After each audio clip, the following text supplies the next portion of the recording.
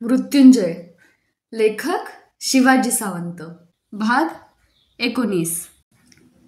आता इथून पुढे काही भागापर्यंत कुंती या पात्राची सुरुवात होईल. ही धात्री विचारते आहे, महाराणी तुम्ही एवढ्या उदास का? कोणत्या शब्दांत तिला मी सांगू की मी उदास का? किती झंझावती वळणं घेत आलं आहे माझं आयुष्य. काय हेतू आहे या वळणांचा? कोण फिरवितं माणसाला या चाकोरीतून? कुणाच्या हातात असतात ही सगळी सूत्र? माणूस म्हणजे नियतीनं आपल्या संकेतांच्या कंठबंधनांनी जखडून टाकलेलं जनावरच नाही काय? आज मी या राजवाड्याच्या सौधावर उभी आहे. माझ्या भोवती वैभवानं भरलेला राजवाडा आहे. माझा प्रत्येक शब्द झेलण्यासाठी पावलोपावली तत्पर दासदासी उभ्या आहेत. सगळं हस्तिनापूर मला राजमाता राजमाता म्हणून माझ्या चरणांवर आदरानं मस्तक ठेवीत आहे. युधिष्ठिरासारखा सालस, भीमासारखा बलवान आणि अर्जुनासारखा लोकप्रिय मुलगा असल्यावर दुःखाचं काय कारण आहे? कुठल्याही स्त्रीची जीवनाबद्दलची अपेक्षा यापेक्षा अधिक ती काय असणार? अशा जीवनाचा कोण अभिमान बाळगणार नाही? जगाच्या दृष्टीनं मी आज वैभवाच्या शिखरावरच नाही काय? सुख सुख म्हणतात ते यापेक्षा अधिक काय असतं? पण तसं नाही. केवळ याच बाह्य गोष्टींवर सौख्य अवलंबून असतं असं नाहीच. मनाचं स्वास्थ्य असेल तरच जीवन सुखी असतं. या एवढ्या वैभवात राजमाता म्हणून राहूनही मला ते मिळालेलं नाही.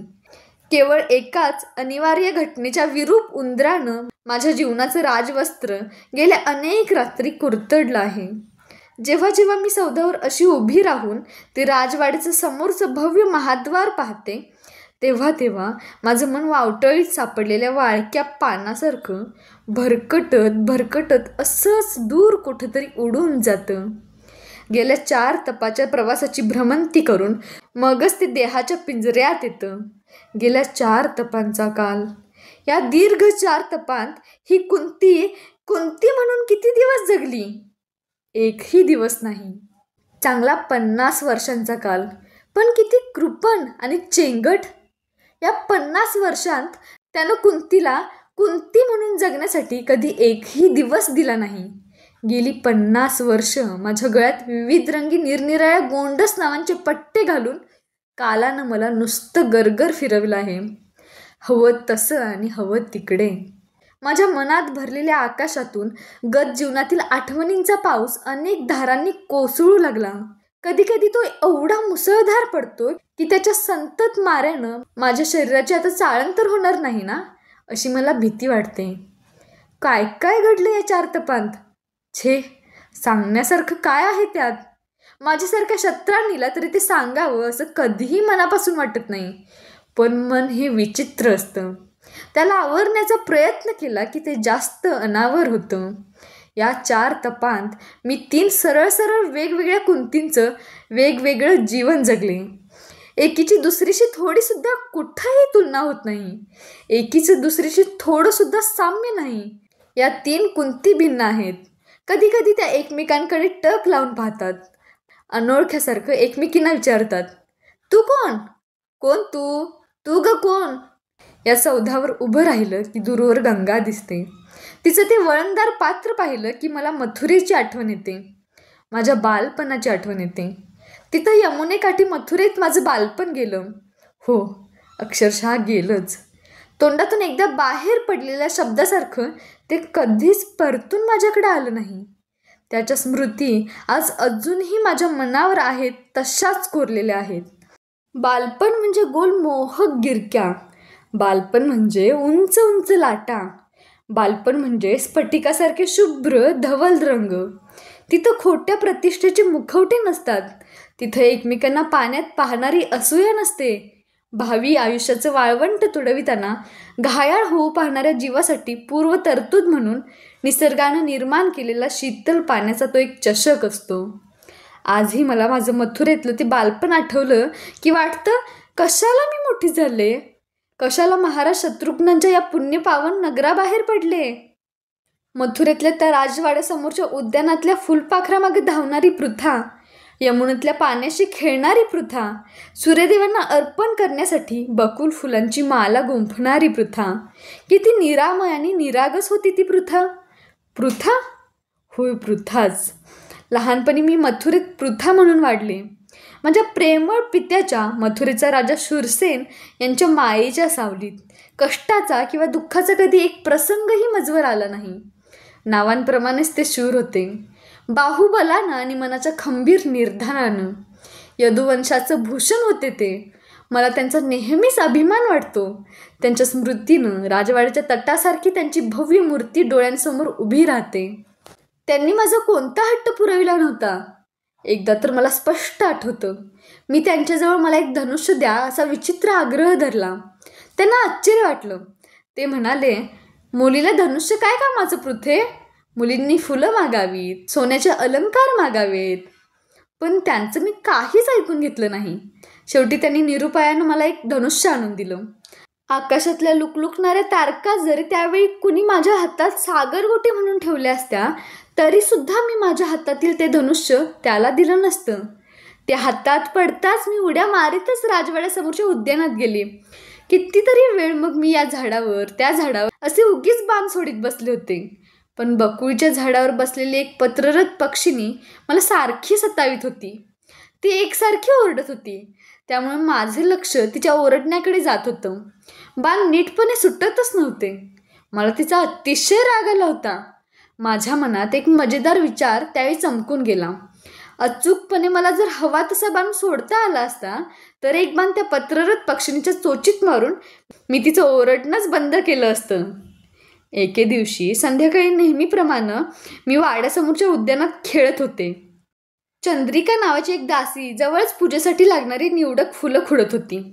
आपली रंगीबेरंगी उवलेसे पंख फडफडवीत मन मानेल तशा मोहक गिरक्या घेणाऱ्या एका फुलपाखरामागं मी हात उंचावून धावत होते. इतक्यात चंद्रिकेनं एकदम मला हाक मारली. किती मोठ्यानं ओरडली होती ती, राजकुमारी, अहो लवकर या इकडे, काय गंमत आहे पहा तरी जरा. मी फुलपाखरामागचं धावणं तसंच सोडलं आणि तिच्याकडे धावले. एका विशाल अशोकाच्या झाडाखाली ओंजळीत काहीतरी जपून धरून मी येण्याची ती आतुरतेनं वाट पाहत होती. मी उड्या मारीतच तिच्याजवळ गेली. तिच्या हातात कोणती गंमत होती ते पाहण्याची मला अतिशय घाई झाली होती. मी जवळ जाताच लगबगीनं तिनं आपली ओंजळ माझ्या पुढं केली आणि हळुवारपणे बोटं उघडली. काय होतं तिच्या हातात? एक चंडोल पक्षाचं नुकतंच जन्मलेलं पिल्लू होतं. आपली इवलीशी लालसर नाजूक चोच वासून ते कुणाला तरी आपल्या मदतीसाठी बोलावित होतं. त्याचे इवलेसे डोळे भेदरलेले होते. डोळ्यांवरचं गुलाबी कातडं ते मध्येच आपल्या डोळ्यांवर ओढून घेत होतं. थरथरणारी मान वारंवार वर करून कुणाची तरी वाट पाहत होतं. त्याच्या सगळ्याच हालचालीत कमालीचं कारुण्य होतं. मी चंद्रिकेला विचारलं, कुठून आणलंस हे? किती दुष्ट आहेस ग तू. याची आई याला शोधून शेवटी दमून जाईल. मला ही असली गंमत मुळीच आवडत नाही. जा, सोडू नये त्याला. माझा तो अचानक अवतार पाहून तिचा सगळा उत्साह क्षणात मावळला. ती घाबरली. चाचरत चाचरत तिनं खुलासा केला, मी मुद्दाम नाही आणलं ते राजकुमारी. या हिरवळीवर ते आपलंच पडलेलं होतं. या अशोकावरच त्याचं घरटं असावं. मी पानांच्या गर्दीतून त्याचं घरटं दिसतं का ते पाहू लागले, पण घरट्याचा काही पत्ताच नव्हता. काय करावं ते मला सुचेच ना. ते पिल्लू तर एकसारखं आपली मान उंचावत होतं. मला एकदम तातांची आठवण झाली. झरकन मी उठले आणि वाड्याकडे धूम ठोकली. वाड्याच्या 3-3 पायदंड्या त्यावेळी एकदम ओलांडल्याचं मला अजूनही स्पष्टपणे आठवतंय. बाबा नुकतेच भोजपूर नगरीहून आले होते. अंगावरची वस्त्रसुद्धा त्यांनी बदललेली नव्हती. त्यांच्या शेजारीच कोणीतरी पाहुणे उभे होते. ते माझ्याकडे टक लावून पाहू लागले. त्यांना बघितल्यावर माझा उत्साह जरा मावळला, पण त्यांनीच मला काहीतरी सांगावायचं आहे हे अचूक ओळखलं. ते म्हणाले, पृथे, लाजू नकोस. मी कुणी परका नाही. मी कुंती भोज आहे, तुझ्या पित्याचा आत्ते भाऊ. अगं तुझा काका. मला थोडासा धीर आला. पुढं हो तातांच्या बोटांना धरून ओढत मी म्हणाले, तात, जरा उद्यानात चला पाहू. माझं काम आहे तुमच्याकडे. माझं काहीतरी महत्त्वाचं काम आहे असं त्यांना वाटलं. ते माझ्या खांद्यावर हात टाकत पाहुण्यांकडे पाहून म्हणाले, चल कुंती भोजा, काय म्हणते ही ते पाहू. आम्हा तिघांना आपल्याकडे येताना पाहून चंद्रिकेची मात्र गाळण उडाली. हातातील फुलांची परडी आणि उंजळीतील ते पिल्लू यांमुळे उत्तरे कसं सावरावं हे तिला समजेच ना. ती अपराध्यासारखी मान खाली घालून तशीच गप्प उभी राहिली. आम्ही त्या अशोकाखाली आलो. मी चंद्रिकेच्या हातातील ते पिल्लू माझ्या हातात घेतलं. त्याचा तो उबदार स्पर्श अजूनही माझ्या लक्षात आहे. तातांना ते दाखवीत मी म्हटलं, याचं घरटं या झाडावरच आहे, पण हे चुकून खाली पडले. याची आई याला आपल्या घरट्यात शोधित असेल. त्याला आत्ताच्या आता त्याच्या घरट्यात पोहोचवा. माझ्याकडे कौतुकानं पाहत ते म्हणाले, आईला नको काय पोराची काळजी? पोराला एकटे टाकून तिनं कशाला लांब जायचं? त्याच्यासाठी चारा आणायला गेली असेल ती, मी म्हणाले. ते माझ्याकडे पाहून हसले. इकडे तिकडे कोणी सेवक दिसतो का ते पाहू लागले. उद्यानात मात्र कोणीच नव्हतं. एव्हाना हळूहळू अंधार पडायला सुरुवात झाली होती. माझ्या हातातील ते पिल्लू एकसारखं वळवळत होतं. कुणाच्या तरी पंखांच्या उभेत जायला ते फार आसुसलेलं होतं. मला ते असह्य झालं. मी रडवेल्या स्वरात म्हणाले, तात आटपा ना लवकर, हे बघा कसं करतंय. माझा रडवेला आवाज त्यांनी ओळखला. ते म्हणाले, आण ते इकडे, सकाळी त्याला आपण त्याच्या घरट्यात पोचवू. सकाळी? सकाळपर्यंत ते आपल्या आईशिवाय जगेल तरी कसं? आत्ताच पोचवा ना त्याला.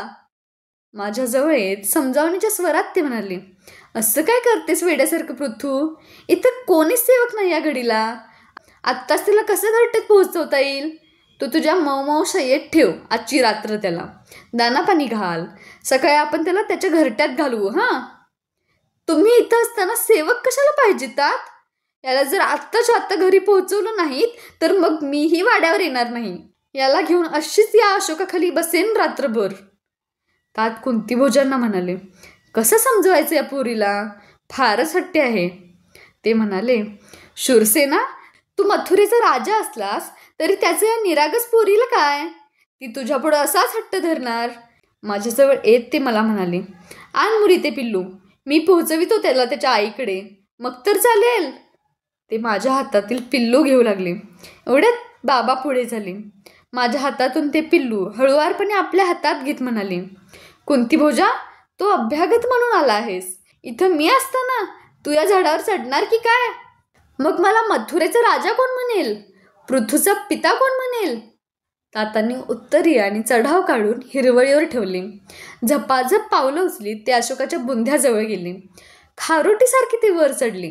थोड्या अवकाशानं ते वरून ओरडले, सापडलं ग पोरी, घरटं सापडलं. पिल्लू घरट्यात ठेवून ते खाली उतरू लागले. मी आनंदानं खाली टाळ्या पिटू लागले. त्या दिवशी किती अभिमान वाटला मला माझ्या पित्याचा.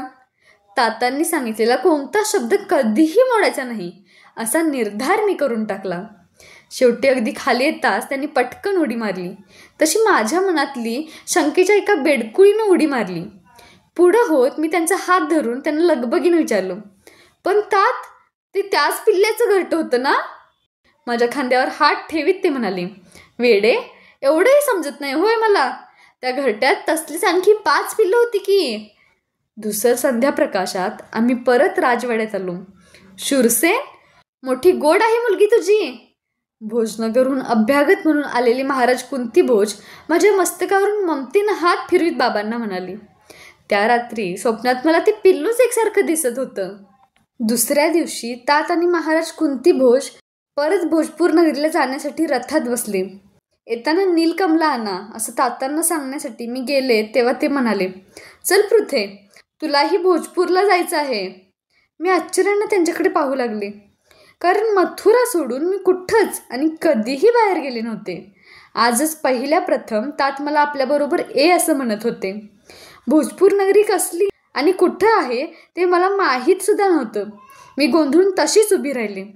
तात कधी नाही ते जरा दरडावूनच म्हणाले, पृथे, ऐकू आलं की नाही? चल लवकर. खाली मान घालून मी मुकाटपणे रथात बसले. मला आईला भेटायला सुद्धा मिळालं नाही. मी जाणार होते आईला विचारायला, पण तातांनी मला अडवलं. काय म्हणेल आई मी परत आल्यानंतर? मी मनोमन म्हणाले, मारिशमाते, मला क्षमा कर. मी तुझ्या दर्शनाशिवाय, आज्ञेशिवाय या राजवाड्याबाहेर पडते आहे.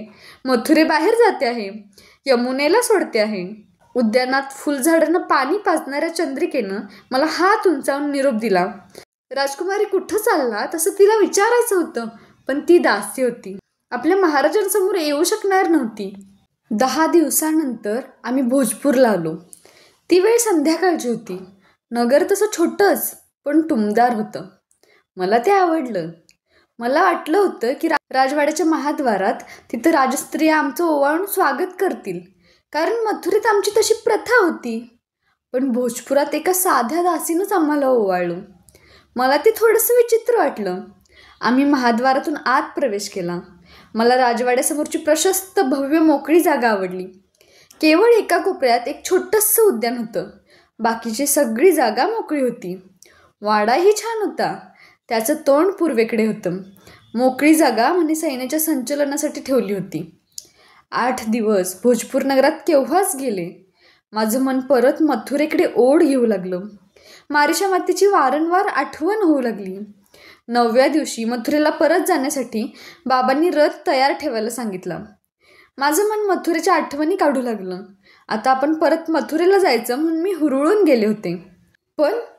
पण त्यानंतर पुन्हा मी कधीच मथुरेला गेले नाही. इच्छा असून सुद्धा ते मला कधीच शक्य झालं नाही. त्या दिवशी रथात बसण्यापूर्वी बाबांनी मला जवळ बोलावलं. महाराज कुंतीभोज तिथंच होते. त्यांच्याकडे बोट दाखवून ते म्हणाले, पृथे, आता तुला इथंच राहायचं आहे. हेच तुझी माता आणि पिता. मला त्यांच्या बोलण्याचा अर्थ नीटसा समजला नाही. भयान अरण्यात एखाद्या लहान मुलाला तो झोपेत असताना कोणीतरी नेऊन सोडलं तर त्याला जसं वाटेल तसं मला वाटू लागलं. इथं माझी कुणाशी ओळख नव्हती. या भोजपुरात उभं राहून मथुरा कुणीकडे आहे असं जर कोणी मला विचारलं असतं तर ते सुद्धा मला नीटपणानं दाखविता आलं नसतं. आणि त्यात तर सरळ म्हणत होते की तुला इथंच राहायचंय. माझी तर चेष्टा तर करत नाहीत ना. माझं बालमन क्षणात भीती आणि शंका यांनी घुसमटून गेलं. मी इथं का राहायचं? मी त्यांना आवडत नसेन तर त्यांनी मला मथुरेत नेऊन कुठंही सोडावं. मी तिथं राहीन. पण इथं या नगरात मी एकटी कशी राहणार? वडील माणसं सुद्धा कधी कधी इतकी निर्दयी होतात की काय. माझ्यासाठी धनुष्य आणणारे, मला पृथू पृथू म्हणून प्रेमानं नेहमी जवळ घेणारे, माझ्या शब्दासाठी खारुटीसारखे झाडावर चढणारे तात फसवे आणि खोटे होते की काय? की मी हट्टी आहे म्हणून मला अद्दल घडविण्यासाठी त्यांनी हा जगावेगळा कठोर मार्ग स्वीकारला होता? मी कळवळून त्यांना विचारलं, का तात? मी इथं का राहायचं? कशासाठी? मी तुम्हाला आवडत का नाही? तसं असेल तर मला मथुरेत नेऊन कुठंही सोडा. मी कधी कधी पुन्हा हट्ट धरणार नाही. तसं नाही पृथू, तुम्हाला आवडतेस ग. पण या कुंतीभोजाला, माझ्या आत्तेभावाला मी वचन दिलं आहे. त्यांचा आवाज घोगरा झाला होता. माझा खांदा थोपटीत ते बोलत होते. त्यांचा कंठ दाटलेला मी आज प्रथमच पाहत होते. शंका कुशंकांनी माझं बालमन घायाळ झालं. आता काय काय ऐकावं लागणार? वचन? कसलं वचन? कुणाला दिलं आहे तातांनी वचन? कशाबद्दल दिलं आहे? आणि वचन म्हणजे तरी काय? मी गोंधळून विचारलं, कसलं वचन? ऐक, घोगऱ्या स्वरात ते म्हणाले. 12 वर्षांपूर्वी एकदा मी आणि कुंतीभोज या भोजपूरजवळ अरण्यात मृगयेसाठी गेलो होतो. त्या दिवशी निषाद पर्वताच्या अरण्यात आम्ही पुष्कळ वटकलो, पण मृगयेसाठी काहीच मिळालं नाही. दमून भागून शेवटी तसेच परत यायला निघालो. नगराबाहेरच्या अश्व नदीवर पाणी पिऊन तिच्या काठावरच्या गर्द आणि डेरेदार अशा विशाल शाल वृक्षाखाली आम्ही विश्रांतीसाठी बसलो. त्या दिवशी कुंतीभोज फारच नाराज होता. मला वाटलं तो मृगया झाली नाही म्हणून नाराज असेल. म्हणून मी त्याला म्हणालोही, कुंतीभोजा, तू नाराज का? तो माझ्याकडे नुसतं पाहतच राहिला. त्याचा हात हातात घेऊन मी त्याला आस्थेनं विचारलं, राजा, बोलल्यानंच मनाची दुःख हलकी होतात. तो म्हणाला, शूरसेना, आज आपण मृगयेसाठी बाहेर पडलो, पण माणूस म्हणजेच दैवाची मृगया नाही काय? मला तर या माझ्या निपुत्रिक जीवनाचा उबग आला आहे. मुलाशिवाय संपत्ती म्हणजे सूर्याशिवाय आकाश. हे भोजांचं संपन्न राज्य सेनापतीच्या स्वाधीन करून दूर हिमालयात निघून जावं असं वाटतं मला. त्याचा माझ्या हातातील हात दाबून मी म्हणालो, एवढंच ना राजा कुंतीभोजा, मी शूरसेन, मथुरेचा यादव राजा. तुला सांगतो आहे की मला होणारं पहिलं अपत्य मी तुझ्या स्वाधीन करीन. पण क्षत्रियानं राज्य सोडून जाण्याची भाषा कधीच बोलू नये. त्यानं मला त्यावेळी आनंदानं मिठी मारली. आम्ही अश्व नदीवरून नगरात आलो. थोडे दिवस त्यावेळी त्या नगरात राहून मी मथुरेला गेलो. त्याच वर्षी तुझा जन्म झाला. पृथे, तोच हा माझा आत्तेभाऊ आणि राजा कुंतीभोज. मुली, मला माझा शब्द पाळला पाहिजे, तुला तुझा धर्म पाळला पाहिजे. मी माझ्या किलकिल्या डोळ्यांनी त्या दोघांच्याकडे पाहत होते. मला त्यांच्या बोलण्यात वचन हा शब्द कुठंच ऐकू आला नाही. म्हणून मी विचारलं, वचन म्हणजे काय तात? झरकन वळत ते म्हणाले, वचन म्हणजे दिला शब्द पाळणं. पोरी, मी तुला देईन असा या कुंतीभोजाला शब्द दिला आहे. त्यांचे डोळे डबडबून आले होते. पहाड पाझरत होता. माझ्यासाठी अशोक वृक्षावर सरसर चढणारे तात आज वचनपूर्तीसाठी डोळ्यांवाटे अश्रू काढत होते. त्या दिवशी अशोकाखाली मी ठरवून टाकलं होतं की त्यांचा कोणता शब्द कधीही मोडायचा नाही. माझ्यासाठी त्यांनी रडवेलं व्हावं. स्वतःला सावरून मी पुढं होऊन म्हणाले, तात, तुम्ही सांगत असाल तर मी इथंच राहीन, पण तुम्ही रडू नका, शोक करू नका. पुढं होऊन त्यांनी मला आपल्या छातीशी कवटाळलं. त्यांचं भरदार शरीर पिप्पल वृक्षासारखं थरथरत होतं. महाराज कुंतीभोजांना ते म्हणाले, राजा, जीवाच्या मायेनं जपलेली ही देणगी सांभाळ. हिच्या मातेला मी हिला घेऊन परस्पर आलो आहे हे माहीत सुद्धा नाही. ते आधी समजलं असतं तर तिनं हिला मथुरेतून कधीच सोडलं नसतं. मारीच्या मातेच्या आठवणीनं मला गलबलून आलं. मला तसंच सोडून झटकन त्यांनी कमरेचं खडक म्यानातून काढलं. त्याचं धारदार पातं चमकन चमकलं. आपल्या उजव्या हाताचा भरीव अंगठा त्या धारेवर त्यांनी ओढला.